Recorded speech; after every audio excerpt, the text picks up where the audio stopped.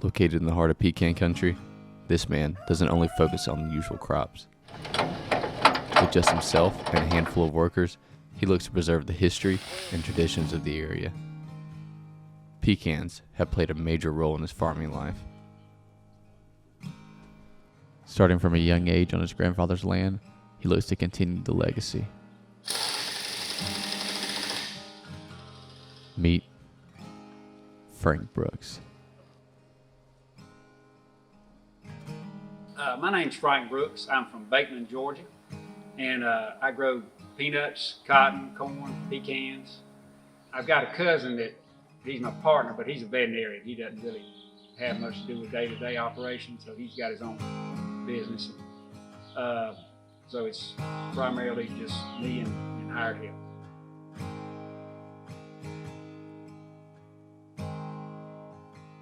My granddaddy had this farm here, which was just a small farm. And he wasn't, I wouldn't say, had more cows than anything.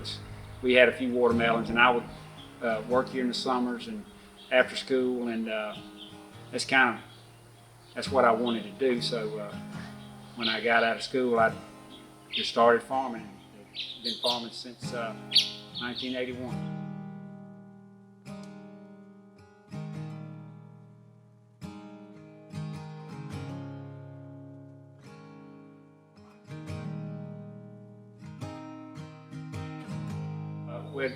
We've had so much rain lately, we hadn't been able to get in the fields as far as row crops type stuff. And pecan groves are normally, the ground's pretty well packed, so you can always, not necessarily always, but most of the time you can work in a pecan grove doing something, either getting up limbs, killing tree rows, spraying, mowing, that kind of thing, working on the irrigation in pecan groves when you can't get out in the field. So that's a lot of what we do when it's too wet to get in the row crop field.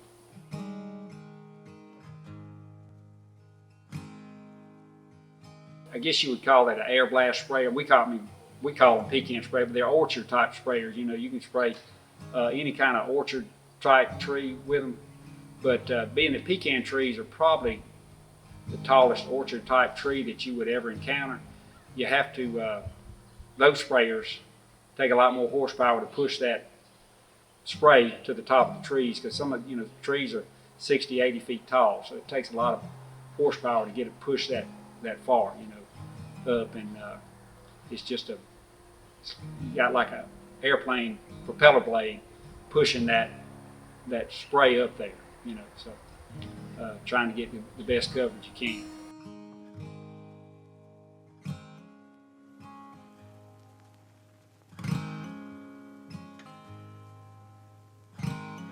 Hurricane Michael in 18 came through and pretty much devastated the pecan crop that year. I mean, we were looking at one of the biggest crops we'd ever made.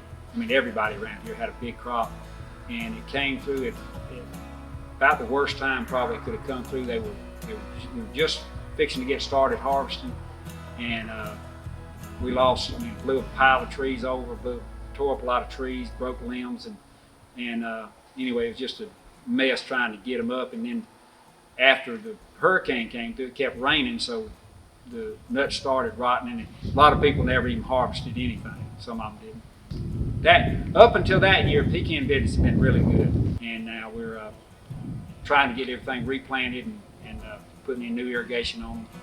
So it's been a pretty it's going to be a pretty long process to get it all replanted and everything fixed back.